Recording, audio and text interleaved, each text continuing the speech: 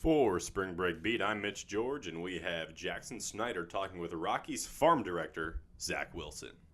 All right. And I know you've been with the Rockies organization for, 17 years, you said? That's correct. What was that journey like for you through the Rockies organization? Yeah, well, there are generally a couple different paths that people take to get into the front office. Internship is certainly one of them, and one that's probably mostly used and sought after. There are a lot of people here that just know people, and they get their foot in the door that way. And mine was a little different, probably the most difficult route for people to take, and that was getting my foot in the door, doing anything.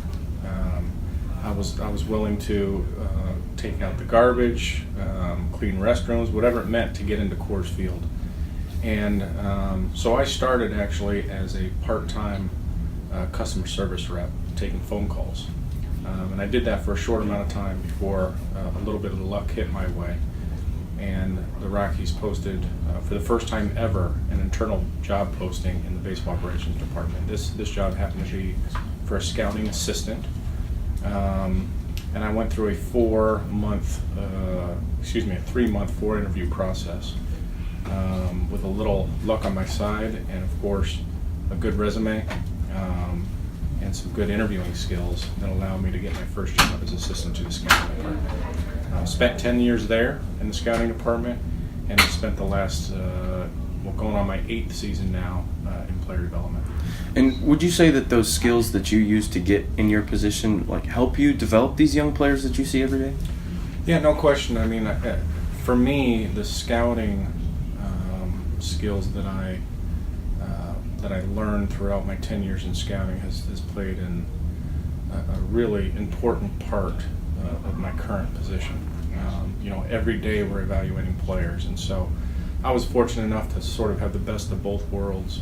In the scouting department, I was in the office every day, exposed to a lot of different things, was highly involved in the operation of the June draft and the everyday operations of the department, but I also had my own territory, so I scouted all the players in Colorado and Wyoming and was responsible for that entire area. So going through that over the course of a decade allowed me to prepare for my next job in development. And all these jobs are complicated, but I don't think I could do as good a job here without those initial things I learned as a scout. And looking into the development side, when you get these players and you're trying to help them develop and get them to where they need to be to move up and help this organization out, what are some things that you look for in a player mentally to help them get where they need to be? Yeah. Well, that's a complicated question, and I could sit here and talk about it probably for hours. That's what we talk about for hours on end, just about every day here. Because I think the easy part is looking at a player and seeing physical skills. There's a lot of people that can do that. But what makes or breaks a player are a couple different things. One is the consistency with which they're able to do what they do. And number two is the difference a lot of times between a AAA player, let's say, and a major league player is the way that they're able to handle the pressures of being a major league player. And a lot of times it's actually easier to get to the big leagues than it is to stay there. And staying there and having the mental wherewithal to get through the pressures of having to stay there is a really difficult thing to do. It's probably even more difficult to gauge as staff members. So there's a multitude of things we're looking for. Mental maturity is a huge part of that. And I always say, we have 6 different levels here before the big leagues. And I always say if somebody is just failing at a particular level, then they're not at the right level, if that's all they're doing. If all they're doing is succeeding at a particular level, then they're not at the right level. We're looking for a mixture of success and failure no matter where they're at, because they're going to learn tremendous lessons from both. And how do you help them get through those lessons, those ups and downs? It's going to ebb and flow. How do you help them through that process? Sure. Well, there's a lot of people involved in that. I mean, it's easy for me to sit on a show like this and talk about it.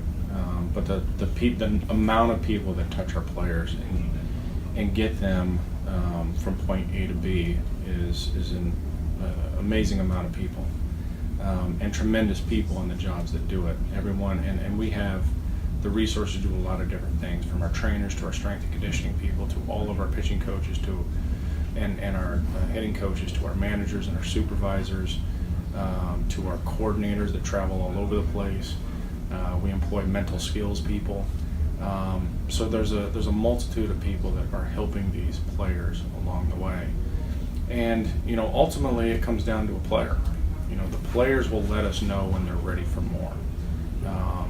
And we're here, as a service to them. We have a service mentality here as staff members.